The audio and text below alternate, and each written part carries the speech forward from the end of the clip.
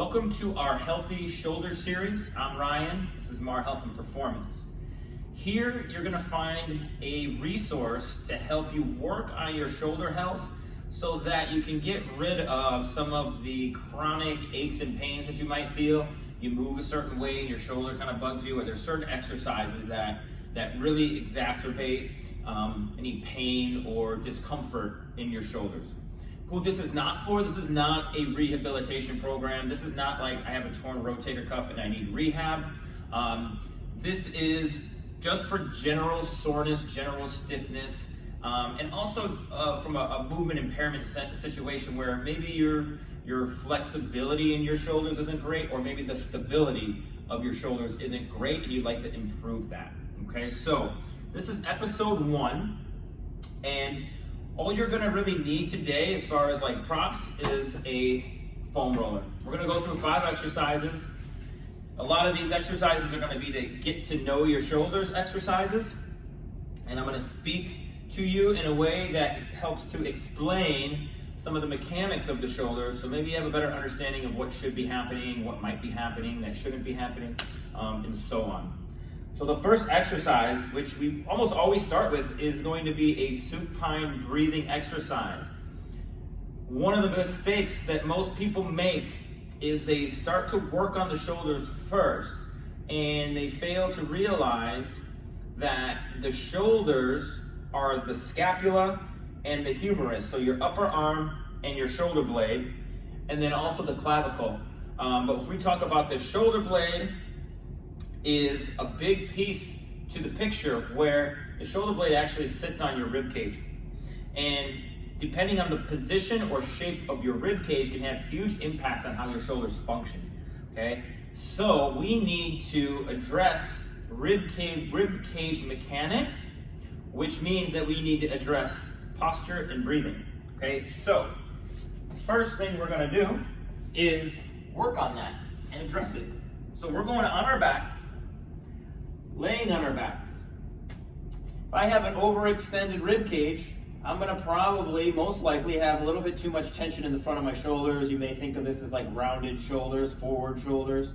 And it's more of an extended biased rib cage that pushes my shoulders forward. Okay, so I have to work on this because this is our base first. So I'm gonna take a breath in through my nose. I'm gonna exhale as much air out of my rib cage as I can, bringing my rib cage down and back. And what I'd like to feel is some pressure. Think like under under your scapula, your shoulder blades, or like your bra line. I want you to press down with that, bringing your rib cage down and back. And you can see the difference in my rib cage, going from here down and back to here. And now I have my abdominal muscles with more control over my rib cage, a rib cage that's a little bit more retracted down and back. And then I want to be able to keep this position and breathe so that I'm not giving myself a free passage for air to go here. I'm forcing it to go other places. Okay, we can get further into that as we go, but really just keeping the rib cage down and back, keeping your abdominals working and under control of the rib cage, and then breathing. And what I can also do to reinforce this is reach my hands forward and my shoulder blades around my rib cage, which will press my back into the floor. And I'm just gonna breathe here. If I wanna take a hand, I should feel a little bit of expansion everywhere. So this isn't necessarily belly breathing, this isn't chest breathing, this is just breathing and expanding through the whole thorax, rib cage, etc. And getting some more tension and control from my abdominal muscles. So I'm gonna take about 10 slow breaths. Think like 3 to 5 seconds in and about 4 to 6 seconds out. So inhale, pause, exhale. Even when you think you're done exhaling, exhale a little bit more, pause, and then breathe in again. Thinking of not pulling air in and lifting the rib cage to get air in, but keeping the rib cage down like I did with my exhale. Keep those muscles working the same as I pull air, not pull, but as I push air in through my nose. My rib cage doesn't go up and down, it expands out and in. Okay, so like I said, about 10 of those breaths. We need to get good at that. And we need to slowly start to transition from our backs into different postures and positions and maintain this rib position. It's going to be the thing that affects us the most as far as like having a higher ceiling in recovering our shoulders and having better shoulder health and better shoulder function. Okay, we don't address this, we're going to hit a ceiling pretty quick. Now, after that, we're going to work on moving the shoulder blades. So a common thing is being told to pull the shoulders down and back so that you're not shrugged up and your shoulders aren't forward. Thing is, not all people have that tendency. And what happens if I do have this tendency, when I go and I pull my shoulders down and squeeze them back, typically I jam my rib cage forward and I undo everything that we just worked on. So I want to be able to keep my rib cage in position, and I want to be able to move my shoulders in all directions without my rib cage moving. So I need to be able to move my shoulders on my rib cage. So we're going to keep the rib cage down, okay, so that my ribs aren't flared out. I'm going to be down and back, and I can do this kneeling or sitting.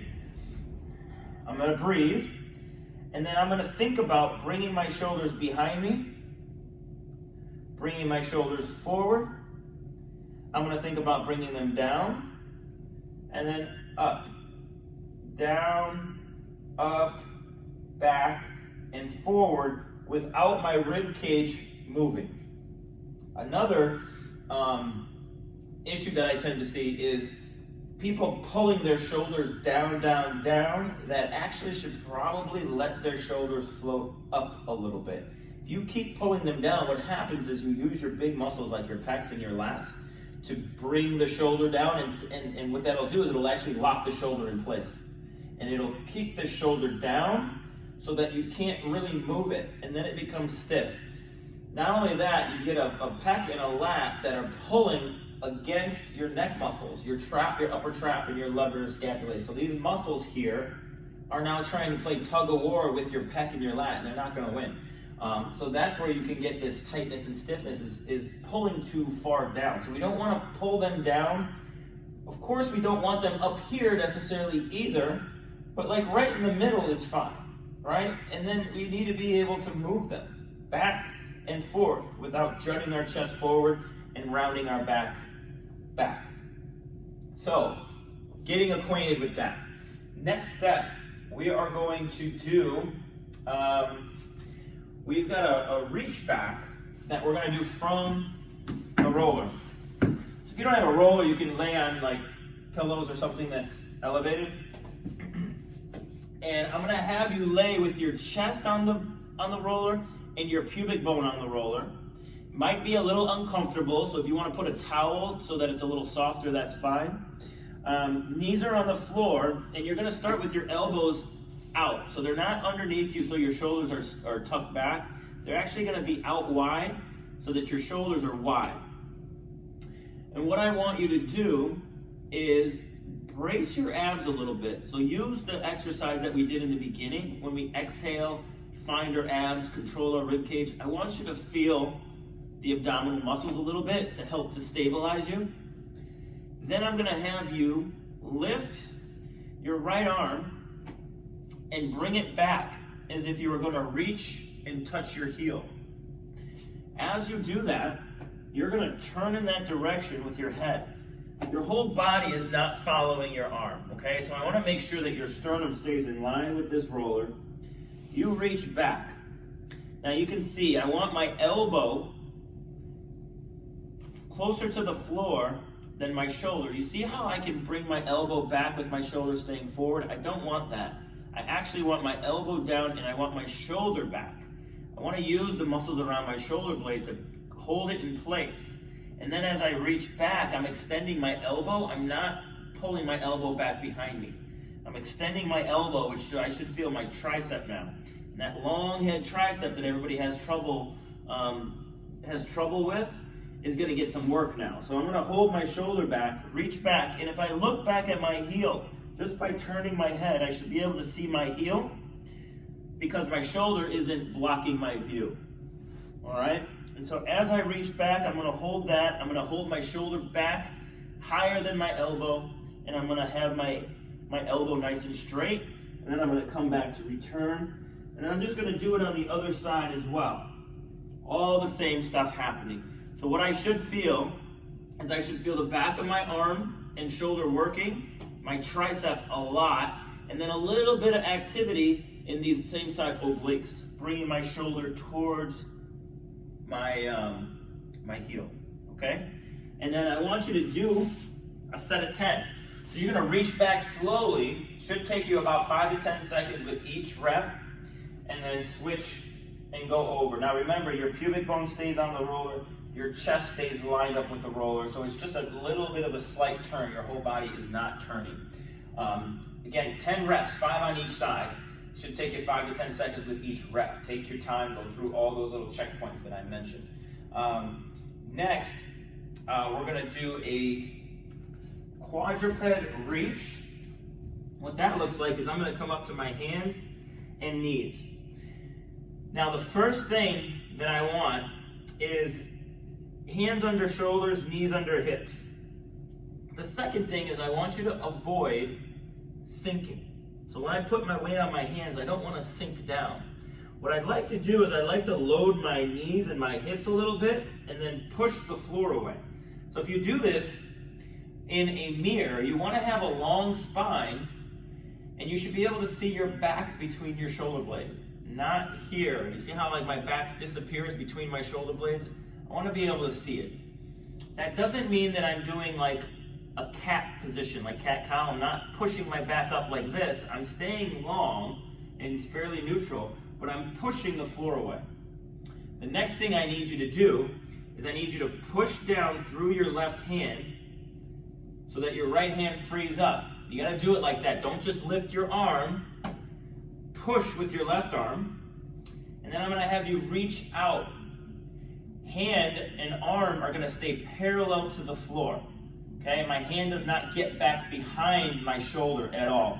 It's kind of like the reach back where my shoulder comes back and my arm comes out. And I want you to hold that and just kind of reach as if you were reaching to touch the wall. I'm reaching for the camera for you guys.